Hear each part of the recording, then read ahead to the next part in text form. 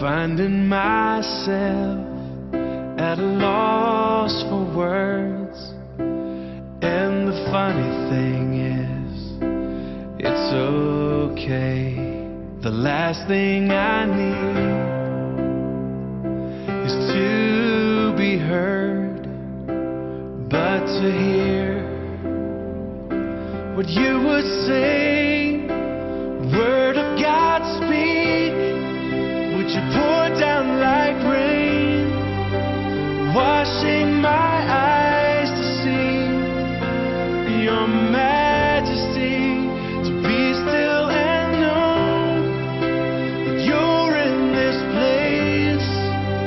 Please let me stay and rest in your holiness. Word of God, speak.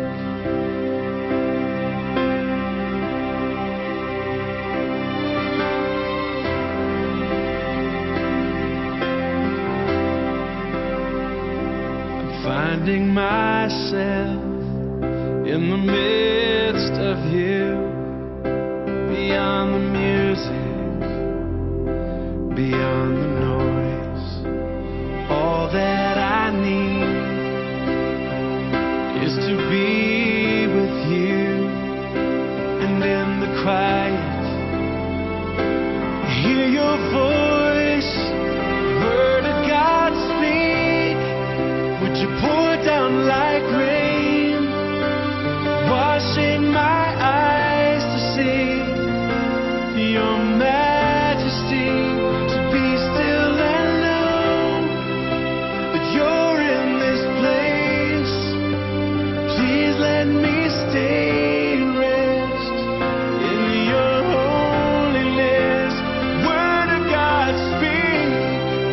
Would you pour down like rain, washing my eyes to see your majesty, to be still and know that you're in this place. Please let me stay and rest in your holiness. Finding myself at a loss for words, and the funny thing is, it's okay.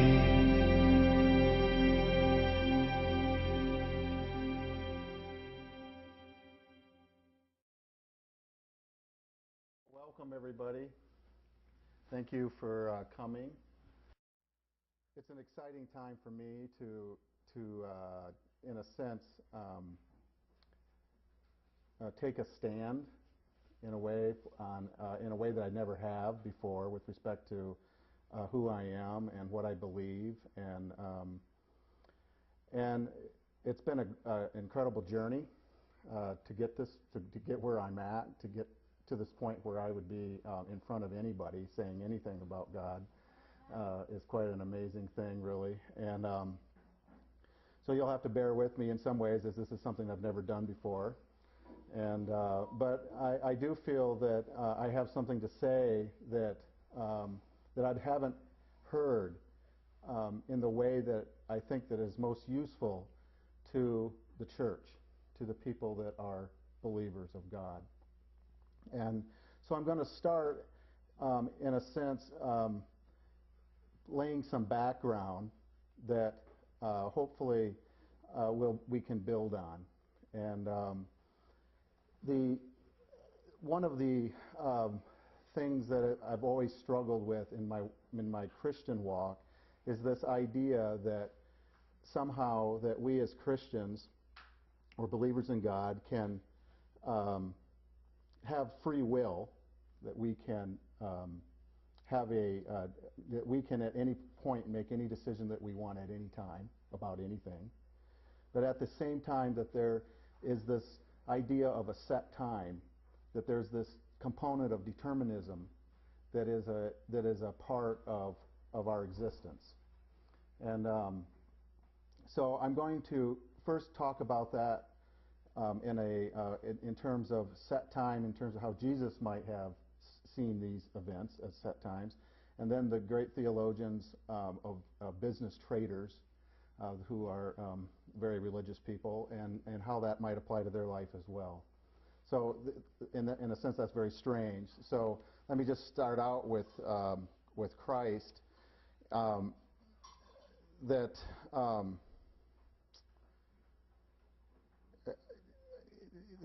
the idea in the Christian faith, the idea is that Christ was God, and that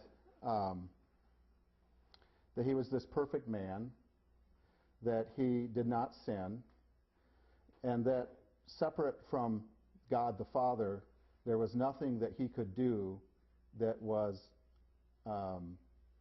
wasn't already known by God.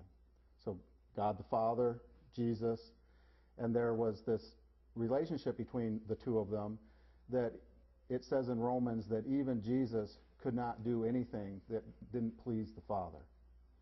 So in considering this idea of set time or free will, it's interesting to think about how is it that there's never been a day that has ever dawned in which Jesus was not completely at the Father's disposal. He did nothing out of fleshly desires, incapable of doing anything else. How is it that in this magnificent life there could be 1 hour of greater significance than another? But yet in the Scriptures we read often that in this concept that an hour is coming.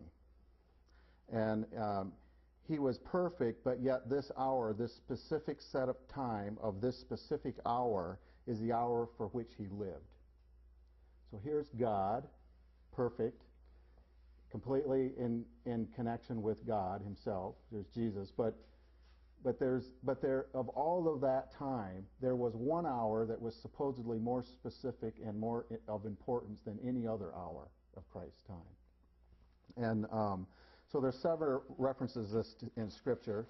First of all, there's a reference in John, and he was in the temple, and the people were seeking to seize him and kill him, yet no man laid his hand on him, because in John 7:30 it says, because his hour had not yet come. Okay. In John 8:20, again he was in the temple at the treasury. He's speaking at the treasury, and he taught that in the temple no one seized him because his hour had not yet come.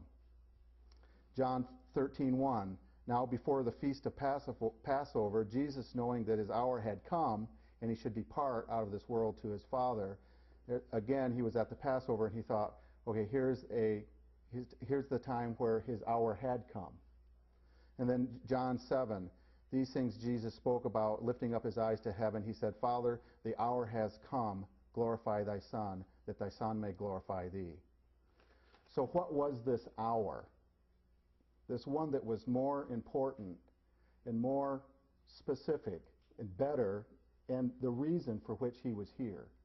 All the other hours were good hours, but there was this 1 hour that in his entire 33 years was more important than any other hour.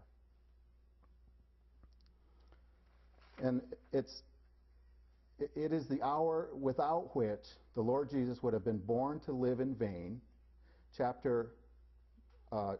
John 12:24, truly, truly I say to you, unless a grain of wheat falls into the earth and dies, it remains by itself alone. In other words, it remains just one grain, but never becomes more. It remains and lives by itself alone.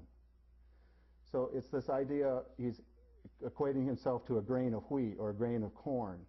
But unless it dies, it would just sit there and remain alone. And he could have went through his entire life and not have died, and would have remained alone forever, for an eternity.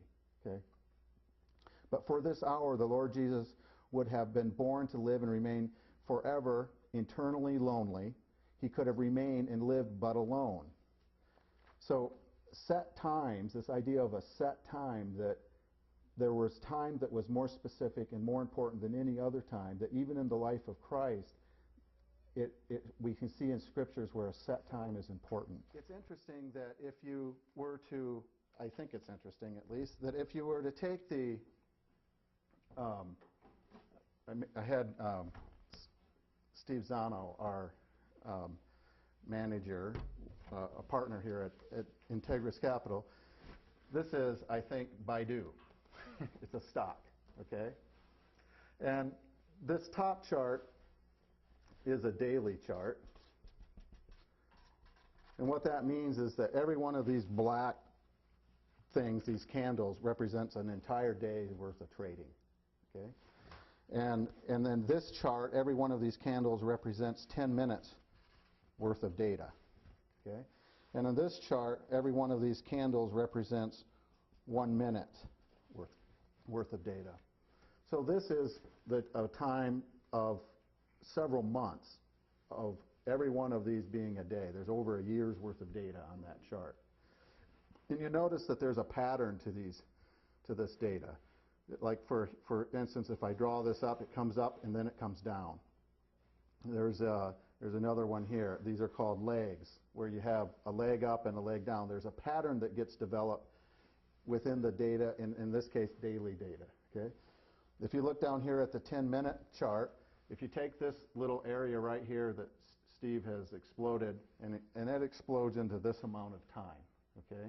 And then we change the time frame.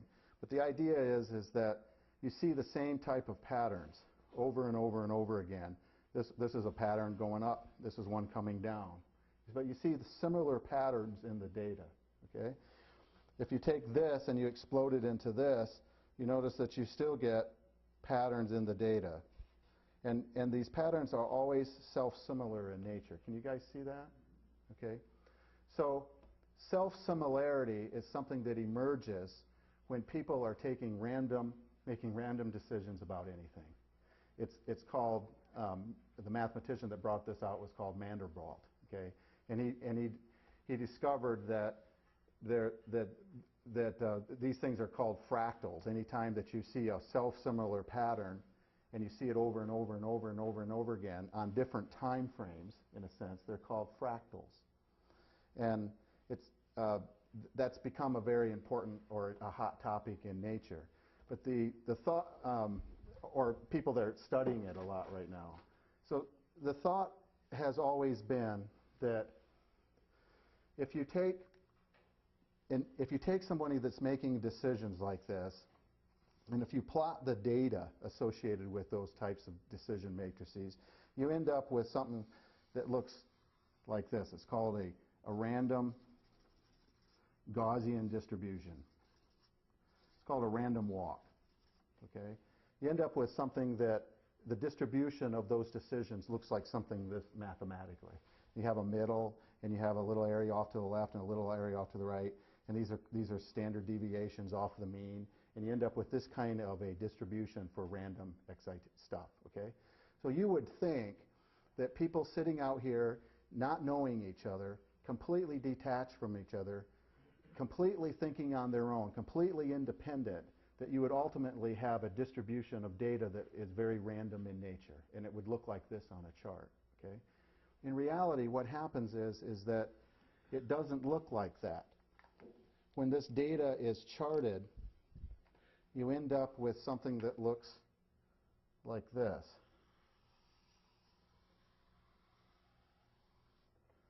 It's not quite as tall as it's supposed to be, and it doesn't quite come down to the floor like it ought to be, okay? And these are called fat tails. And so the distribution of data that's coming from free will type opportunities, when it's plotted, results in something that shows that, in fact, it isn't random. And there's a measurement that's used for this. It's called the Hurst coefficient. And it turns out that if it were the black line, the Hurst coefficient would be 0.5. And if it's the red line, in this case, data from commodities or all other stock options, it's equal to 0.7. And this Hurst coefficient, it goes from 0.5 to 1.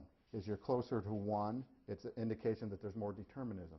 If you come closer to 0.5, it's an indication that it's a random walk. So my point is that I was trying to sort out at one point, is there any validity or thought, idea that had any validity that God could exist on the basis that that somehow there's room for determinism within nature. And when I started to really look at it, I was shocked to find out that even within mathematics and within raw data, that it turns out that in his universe and in his world, there is a component of determinism that exists. And it shows up in the data. Another place that it shows up famously is something called the Joseph effect. And the Joseph effect is basically when they looked at all of the data associated with the flooding of the Nile. The Nile River, which you would think would be a random arrangement in terms of how it floods and whatnot, turns out that it isn't. It actually, there's a level of determinism to the flooding of the Nile. And it's famously called the Joseph effect. So I'm bringing this out to, one, introduce this idea that there's order in creation. There's order even whenever we have free will, that there seems to be some degree of determinism that exists within the arrangement in some way. So I guess the question that I would have is that I was really aware growing up, and these are some of the things I want to talk to you about in just a personal way. I'm going to be very transparent in ways that I've never been before in front of anybody probably, but that there were set times in my life that I could look back on that was really important to me and that made a difference in my life. And oh, excuse me.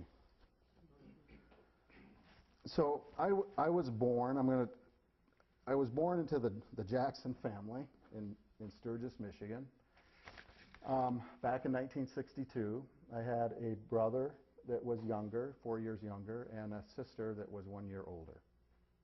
And the first time that I can remember that there was ever an event or something that was of significance to me is that I was sitting in the hallway of our little house. My dad was an electrician. We weren't wealthy in any way. And there was a wood floor that was about 20 feet long, and I had a truck, and I was about 4 years old, and I was sitting on the floor with my truck playing. And I had a sense that I already knew that I was born into something that was going to be proven difficult. And I'll talk to you about what that was in a minute. And so I was sitting in pajamas playing with the truck, and with clarity, I remembered that there was differences between my family and all the other little families that I knew, which weren't very many at that time. But I already sensed that there was a rat in the woodpile somehow. Okay. And one of the things is that I knew that we dressed funny. That I was born into this family, and we dressed funny. And two is we didn't have a TV. You know, we weren't allowed to watch TV. We didn't have one. And music was not really allowed as well. There were certain types of music that was, but anything more dangerous than the Gaithers really was not. And only certain Gaithers. It wasn't like across the board, because some of them were too rocky. But I had a sense that for some reason, and this I've looked back on this on my life, is that I felt like I heard, without hearing a voice, but that God was there suddenly. I was just sitting, and I remember it like it was yesterday, and it's something that has been with me my whole life, right? So I'm sitting there and I'm playing, and in those few minutes that I experienced whatever this was that happened, God was able to convince me He was real, because I remember His presence. I remember what it was like to, as a 4-year-old, just to be, oh, that's God. I knew that kind of, right? And then that brief time He convinced me that He loved me, okay? And it was also clear to me, even at 4, that there was something that I was going to go through that wasn't going to be a lot of fun, right? 4, that he would be with me through that process, and 5, excuse me, I'm sorry, that he would complete it. You know, all of that, in sitting on the floor as a 4-year-old, I knew that all of that was clearly there. I didn't know what I was going to go through. I knew my family was funny, but I didn't know anything else, right? I didn't even know how to read, right? So thinking about, that was a set time in my life that I think back at. I thought, that meant something to me. You know, it was my first indication of what God really felt like, you know, what it was like to be in his presence. So later I learned about the differences. And so I'm going to just give you a list because you won't, it's going to be a very short list.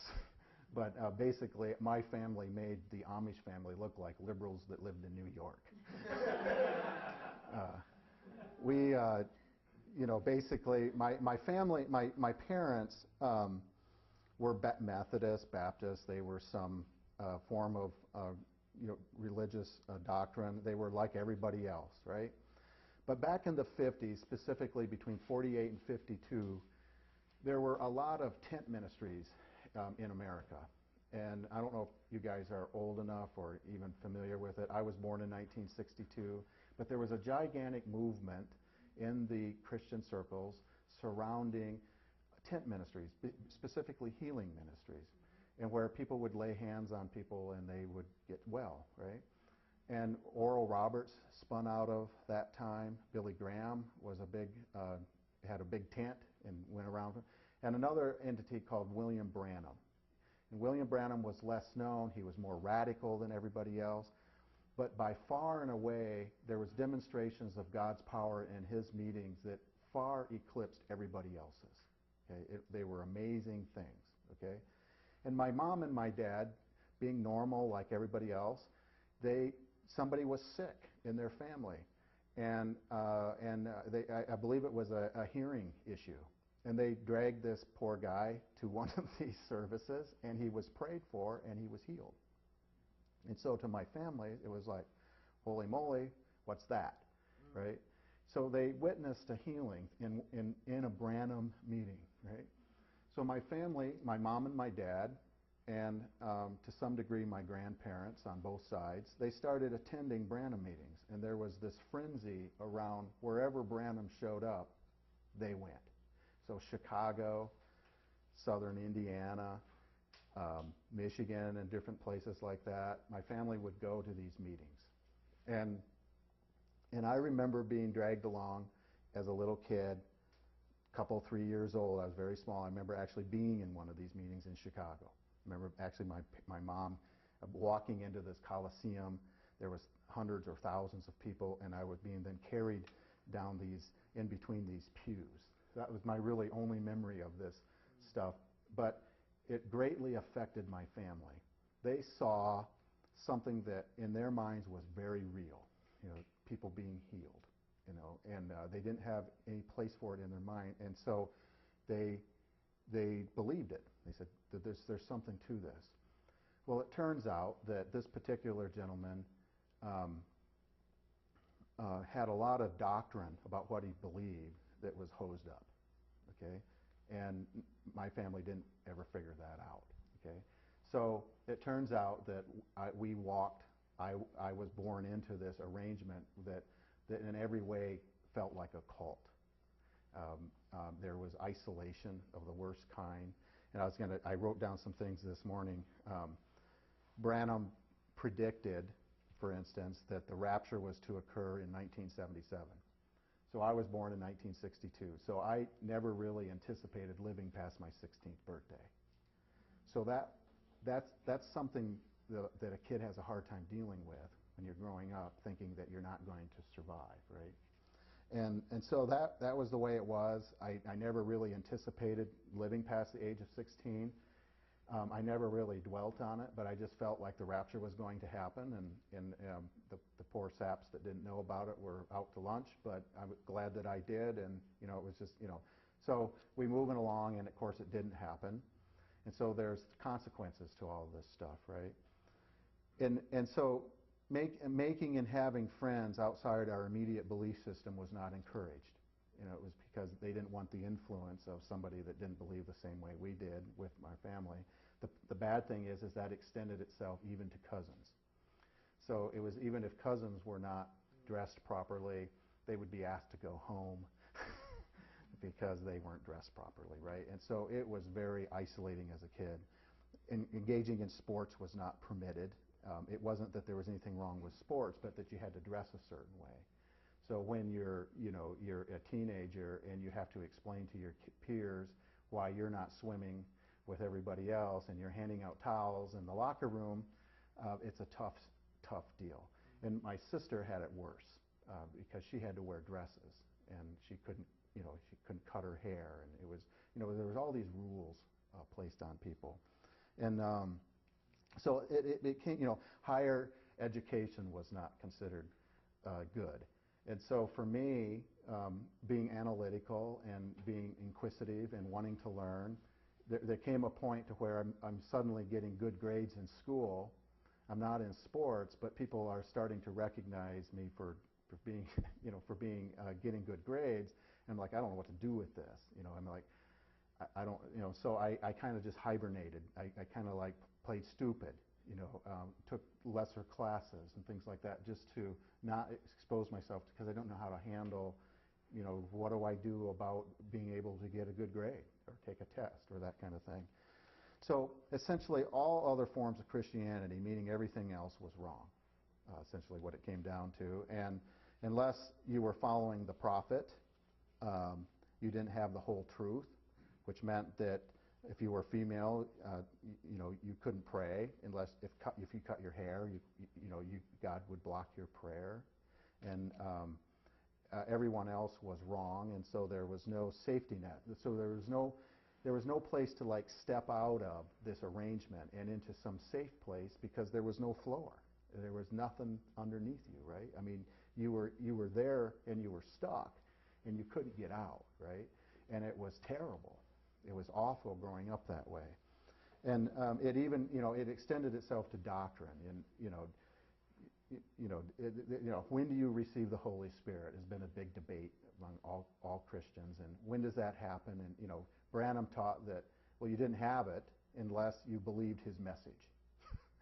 So it was very convenient that ultimately the proof of having the Holy Spirit ultimately and having him dwell within you was this idea that you also had to accept all this whole list of doctrines that came with it, right?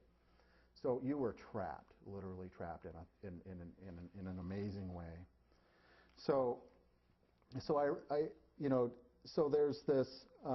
there's this side of me that has been through the mill with respect to legalism. Okay, I can tell you everything you need to know about legalism and why it's a bad arrangement. Okay, and then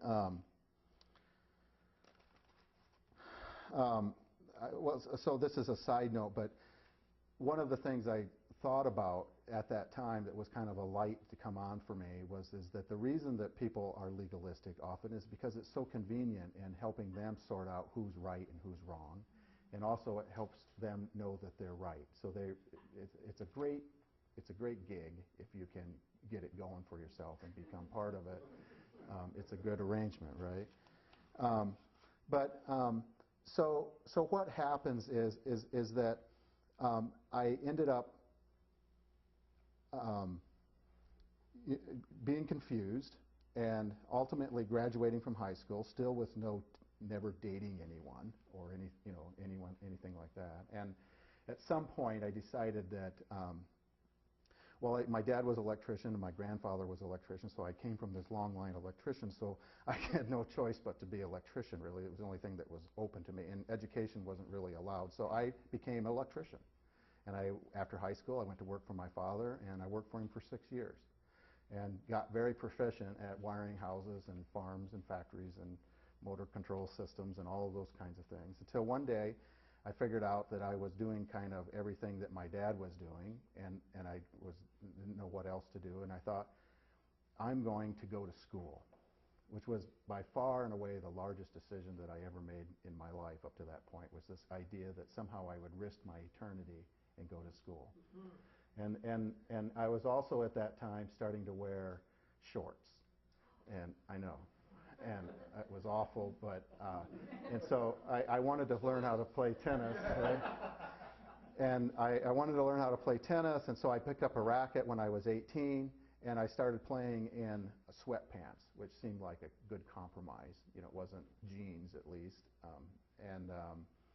and ultimately worked my way out of those and started then actually playing tennis, and convinced my cousin to start playing as well. So by then, you know, by that time, I'd been playing for a while. I knew I was going to hell anyway, so I decided that I might as well go to school, right? Were you doing this without your parents' knowledge, or they knew? Oh no, they knew, but they were kind of figuring out that this was not, that there was a lot of hell to pay, for this life, and we had friends, for instance. The only friends we really had were these friends in Louisiana, and they lived in Manny, Louisiana, and we would go down and see them twice a year.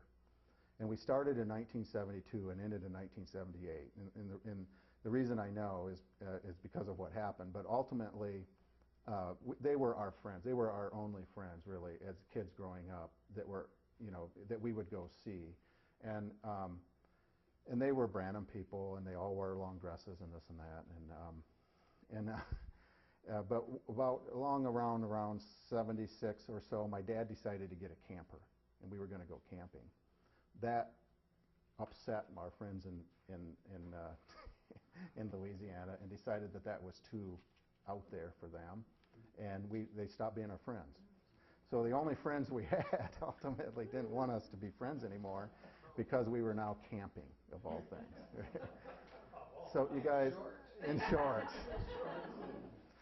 So there is nothing you can tell me about legalism that I have not lived, in the worst kind of way. And so ultimately, there came a time then when I decided to go to college, and having been out of school for 6 years, I had never taken an SAT class.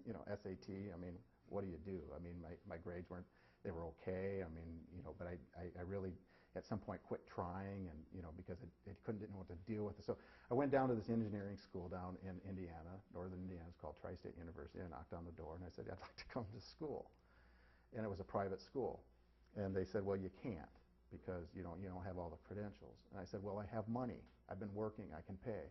Well, then come on in. And we'll put you. It's a nice, probation. We'll put you on probation. You have to earn your way in. But if you can pay, you're in. We'll just watch you, right? So I worked my tail off and aced everything that came my way. In every math, I had the highest scores that my professor said he had ever seen, because I was doggone determined that I had no way back. Right? And that somehow I had to figure out a way in life, and it looked like school was it. And so I started studying, And so everything is going along swimmingly well as it could be. I'm playing tennis for the university. I finally got a scholarship, got good enough to where, I beat out some other bums that wanted to play, and I was able to play a little bit of tennis, and got a scholarship for academics, and I'm on my way, and I'm a junior in college, and it's working out well, because the only girls at the university were softball players, and nobody wanted to date them anyway. So, sorry if you're. So, yeah, my family. I was interacting with my family, but it was, I've learned that there's a great difference between tolerance and acceptance, and you can really, if you can really hone in, you can really get smart about people that will tolerate you but not fully accept you and not fully embrace you. You get really savvy about the state of affairs as you walk through life, right? And I remember that I always felt like a spy in another land. that I was never really in this land. I was always and I was always watching other people live. I was always observing other people live, but never living myself. Now, I could tell you everything about you, Al, in terms of what you were doing in school and, who your friends were and all that. I wouldn't be your friend. I wouldn't have what it took to be your friend, but I could observe everything about you, right? And my parents, they would say that they loved me, and they did, and all of that stuff, but there's always a difference between acceptance and tolerance, and we really learned that acutely. And and along comes around in 1987, around about June of 1987, and I was playing tennis regularly, and my cousin was going to school, and I'm contaminating the whole family with this school thing. And we decided that we were going to go and play in a professional tournament in Traverse City, Michigan. And this was in June of 1987. And they were paying a little bit of money, and we thought, well, we could get in under the radar. The school will never find out. We'll just go see if we can get into the tournament and play, right? So we go up along the coast in Lake Michigan, and we had some friends with us, actually girls, if you believe that or not, that tolerated us. And we stopped at a state park and to go swimming. And by that time, I'm wearing shorts. Everything's good go, right? So I'm out swimming, and I remember this. This is another set time, okay? I'm out swimming. I'm about 100 yards or so from shore. I'm in over my head in terms of water, and I'm about halfway down, and I'm 2 or 3 feet under the water. And I'm thinking, this is kind of cool, to swim, between the waves and the floor. And I'm thinking all of this, right, as I'm swimming. I remember this intently, right? And suddenly I feel that I have to get out of here because I feel like there's something there to take my life. And I can't tell you what, I just had a sense that something was there to take me, to kill me, right? And I'd never felt anything like that before. I didn't know what it was, and I guess to this day I don't really fully understand it. But it scared me enough to where I got the heck out of there and went and sat on the beach and just sat there while everybody else swam, okay? And until we were done, and then we went on up and played in the tournament. And we lost in the first round, as it turns out. But there was this thing that I knew that something had happened, and that I wasn't taken, and I didn't understand. But I thought, I wasn't in any trouble. It wasn't like I was drowning. It was like there was something there that was evil, that wasn't right, And it was like, if I don't get out of here, I'm going to drown, or I'm going to die, and it just, I felt like I had to get out. So that was in June. In August, on August 1st, the same group of people, we decided that we were going to go over to the lake again, and we were going to rent a boat, a yacht, and we were going to go cruising up the shore of Lake Michigan. So we did. It was a nice August day. We got over there. It was raining. We decided to get on the boat anyway, went up the shore, came back, and it was a different state park, but we parked maybe 100 yards or so out from the shore. We were in maybe 20 foot of water. The keel of the boat was maybe 7 foot deep. It turns out we could have been probably closer to the shore. Well, I jumped in, and swam to shore. On the way in, I'm thinking, it's a long ways, longer than I thought, but, everybody, my brother was 6'2" and could slam the basketball backwards. I mean, he was a great athlete. And everybody else was in shape. I didn't think there was any problem. So I'm sitting on the shore, and suddenly I see everybody jump off, and I see these boats kind of scurrying around suddenly, and I'm hearing like there's somebody in the water,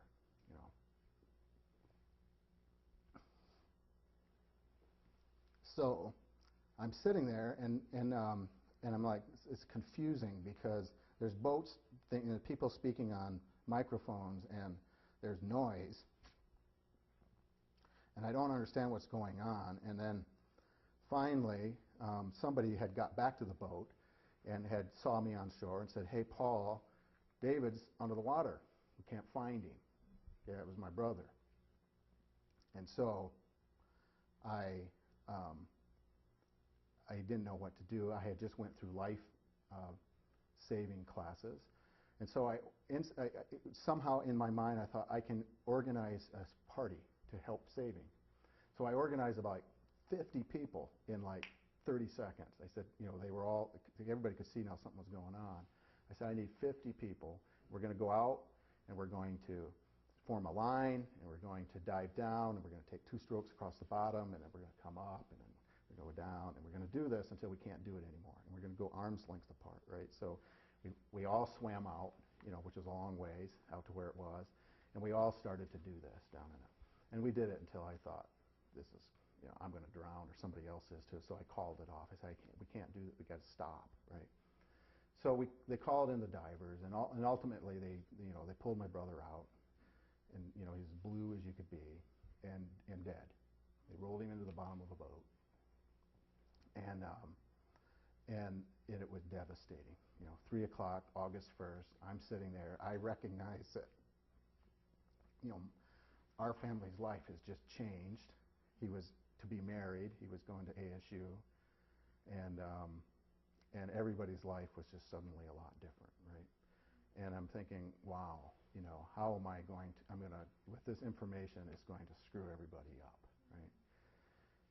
So, the whole process, calling your parents, letting them know you're coming home alone, you're not going to, David's not coming, I'm the older brother, all that stuff, right? And so it was a hard thing. And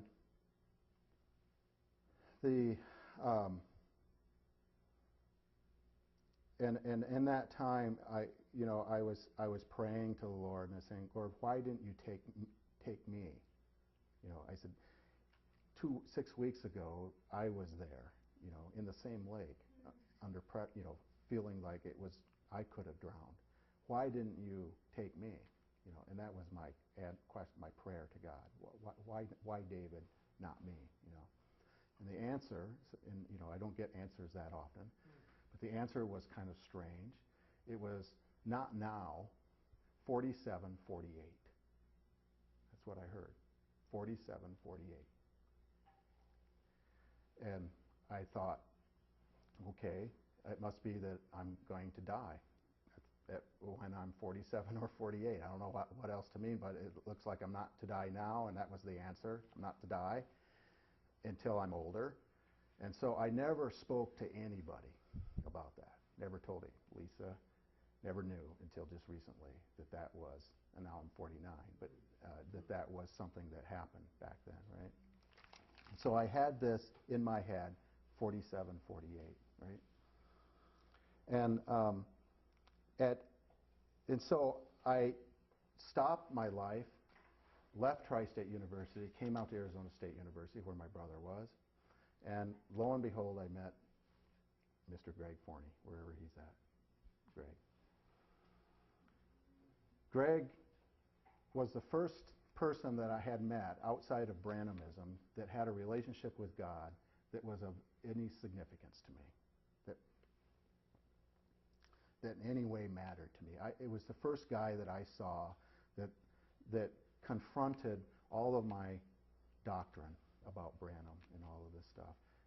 We met at Campus Crusade for Christ, which was this organization on campus, which evangelical, which was completely opposite of anything that I was ever used to do or anything like that. But he modeled to me what Christ was like. He was patient with me. He would listen to all of my things, and he would just confront gently this and that and other things like that, right? So he modeled Christianity to me, and it was when I saw Greg, there was one other prayer that I had made way back when I was still working for my father, and I didn't have any friends and that kind of thing. My brother was on a basketball team, and there was a guy on that basketball team. His name was Brian. And Brian kind of had it going on. I mean, he was a basketball player. He was engaged with friends. He was popular and all these kinds of things. And I was praying one day, and I thought, someday I want to have a friend like Brian, somebody normal, And when I met Greg, that instantly came back, in that prayer. It's like I knew that Greg was an answer to that prayer, that he was the friend that was normal, that could play hoops, that was athletic and had relationships and was a normal guy, and I knew that he was that friend for me. Okay, so I've known Greg in Arizona longer than any other person. I've known him longer than Lisa. He's been my best friend through all of college, and we actually worked together then for 8 years, and so we're buddies. Okay, and but it's because that God put us together, and I'm sure Greg would have a story just like similar to that in terms of that process. But so I never spoke of this 47 and 48. I transferred to ASU, and at this time I decided I was going to go get some help. And a friend by the name of Mark said, you need to go see a psychologist. So I did, and I remember sitting on the chair in his little room on the edge of his sofa, and he later told me, he said, Paul, it was the most miserable thing I've ever seen in my life. He said, I've never seen anybody so wrapped around the axle with what you believed. And he told me at that point, he said, Paul, you have a choice. You can believe anything you want to believe. You don't have to believe anything about what your parents told you. You can believe anything that you want. And that was like the most freeing thing that anybody had ever said, that I actually have a choice in what I believe. I don't have to believe this stuff that my parents taught me, that I can throw out God or I can do anything I want, but I can ultimately believe whatever I want to believe, right? So that was the beginning of starting a relationship then with God. And the pressure, though, didn't end. I remember getting up at 4 in the morning at times and just being in agony thinking about, how am I going to resolve this mess? How am I ever going to date anybody? How am I ever going to have a family? How am I ever going to sort this out? How am I ever going to resolve if there was ever any truth back in this stuff in the Branham's day? I can see that it all resulted in bad things, but was there any value to it? What was this healing thing about? Was there truth back there that was worth salvaging? And how am I ever going to parse it? How am I ever going to sort out that which was bad from that which was good? Okay? And I just remember being in agony. I mean, constantly being up in the middle of the night and going to bed, waking up with my mind is full. And I was studying aerospace engineering, and it was hard and it was difficult. But yet, the biggest thing on my mind was, what do I believe? How am I going to resolve this? How am I going to have a life? How am I going to move forward? All that kind of stuff. And so one day, and I would go to church with Greg, and I hated it. And and I'm like, this is the biggest bunch of baloney I've ever seen, and there's no life to any of this. And so one day I'm driving down Scottsdale Road, and again it's a set time, and I hear God's voice to me that was just basically, you need to go to church. Okay, so I hadn't been going. You need to go to church. And I'm like, well, the only church I've been going to is Greg's. So I went up here to Scottsdale Bible. And I thought it was the biggest bunch of baloney I'd ever seen. I sat in the pews. I listened to Daryl DeHue speak, and he was speaking on Job, which I thought was great. But every time that he would say something, a tape would play in my mind. This is what this means, and trying to sort that out. But I went there because I heard God's voice, and He said, "Go to church." And so I knew that I had to go. I was obedient in that process.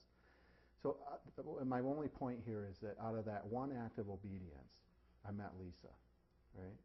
And that ultimately brought about a family, right? And so it's like whenever there's a point of death, and you've reached some set time, and you've decided, I'm going to die to this thing that I'm holding, right? There's life that happens afterwards. Even if you're not in control of all the other things that surround that event, the fact that I was obedient just in that one thing, it led to a relationship with Lisa, which ultimately led to my family, right? And in all that time, I was very concerned that somehow I'm never going, whenever this ever gets sorted out, all this stuff that I used to believe, and what was the truth of all of that, how is it that God is going to resolve that in my family? I'm not going to have my wife wear dresses and wear hair. Now, I'm not going to put my family through the same things that I mean, how am I ever going to sort this out? So if I go down this road of normalism and and get married and have a family and get buried into this normalism thing, and ultimately somehow God comes back and says you've got to deal with this back here, how is that ever going to happen? That was my biggest fear, that I'll never be able to sort this out. If I go down this road, I'll never be able to sort it out. I'll be stuck somewhere else. Does that make any sense? All right. So, but again, it was a piece that was like, it's okay. It'll somehow figure itself out. There was this sense it will somehow figure itself out. And so I told Lisa all this junk, and she says, "It's all right. I love you. I think I understand who you are." And she wanted to get married. So that act of obedience led to Lisa and my family, right? And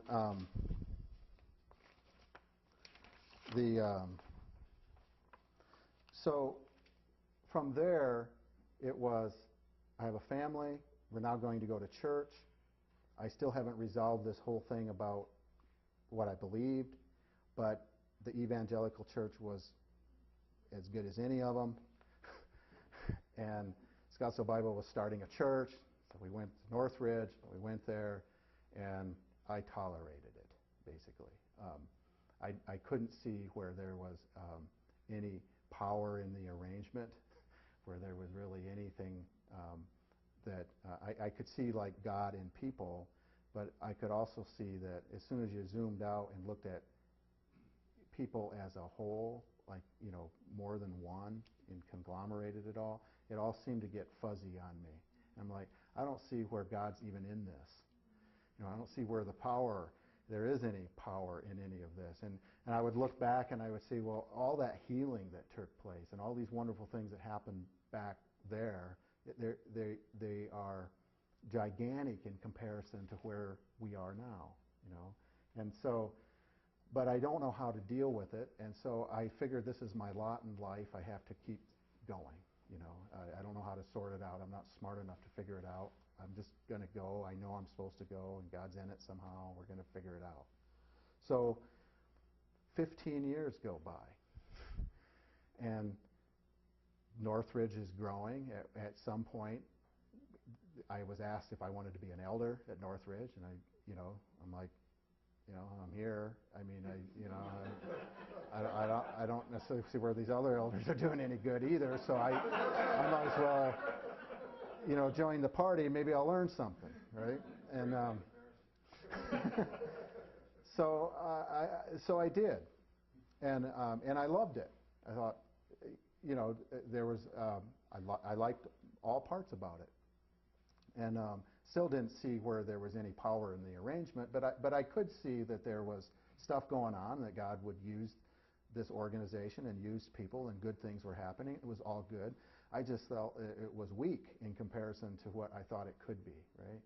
So it's always nagged me, okay? I've never had a solution to this. And so then the elders then voted, and they made me the chairman of the board. And so suddenly I realized that God has done this marvelous miracle in me, that he's taken me all the way from Branhamism through this whole process and put me even in front, in part of a governing body over a church, right? And I'm there, I'm contributing. I still have all of these tensions about what's actually where the power of God is, but I know that he's done a miracle. And he's resolved a gigantic amount of tensions in this process, okay? And I thought, this is okay. I can live with this. If this is as good as it gets, I can live with it. It really sucks, but I can live with it. I mean, the tensions are mostly gone. Nobody else seems to be complaining about the lack of power in the church. That it will all work itself out. Okay, and I don't have to, after all, deal with all that stuff, okay? And I thought, that's my lot in life, and that's the way it's going to be. And it was that way until one day that it wasn't. And that's all I can say, is that we woke up. Actually, what happened is we went to a fundraising event for evangelical arrangement called the Jesus Film. You guys probably are familiar. It's a fabulous ministry, and we've supported that ministry, and we were asked to go to a conference down here in Phoenix to this fundraising event. And so there was a man that was there that I wanted to meet. His name is Wayne. He's a good friend of Mark's. And Wayne has a tremendous ministry in discipling men. Okay, he disciples 8, 10 guys at a time, and has for years. And fabulous man. Okay, evangelical to the core. Okay, and since this is being taped, I got to be careful about how I phrase all this. But a lot of respect for his ministry. But I wanted to ask him in the worst way, how is it that the Spirit interacts with what you do? You know, how is it that you decide what you do on the basis of who you are and your own strengths versus how the Spirit interacts with you? What is it that you're obviously doing more than every other guy that I know, but I also know that you're incredibly gifted as an administrator. You know, that you have a lot of natural skills along this line, and you like to do this. So how is it that the Spirit actually intertwines with your own natural abilities and what you do? And I wanted to ask him. It was like almost like desperate to know. You know, how is it that this sorts itself out? You know, and because I wanted to know where the power. How does he tap into the power? Or is he? Or is it all just what he does? You know, I wanted to know that. So I parked the car. It was in a place where I had to move it. It was 11 o'clock at night. I went down to move it, and I came back up, and we're in the hotel room, and the 2 girls are in the bed, and Lisa's in bed. And I come in, and I'm burdened. And this burden is just like, why is the church the way it is? Okay? And I'm going to read something that somebody else has written but that explains how I think. Okay? And this was written by a guy by the name of George Warnock. And I took it out of a book that he wrote. But this is what I was thinking at the time, just to give you an idea. He says, given my perspective, I felt that no man with spiritual insight could behold the body of Christ and fail to see that it was even now being crucified as truly as was Christ. Stripped of its clothing, even the purity and righteousness of Christ, helpless to walk, its heel bruised by the serpent, helpless to serve, its hands bleeding from the nails of ecclesiastical tyranny, powerless to love and to show mercy, its heart thrust with a sword of hate, all of its bones out of joint, and therefore unable to supply strength and vitality according to the effective working of the measure of every part. Every imaginable device of ecclesiastical tyranny has been used against the church to make her completely helpless and useless and powerless as far as functioning as a body is concerned. You know, there's individuals, but in terms of functioning as a body, right? Every conceivable form of sin, carnality, division, schism, sectarianism, and has been foisted upon God's people, largely by men in the pulpit who have been proclaiming whatever it is that they proclaim, okay? As truly as Christ was portrayed by the religious leaders of his day, so truly is his body being betrayed and crucified today. Does that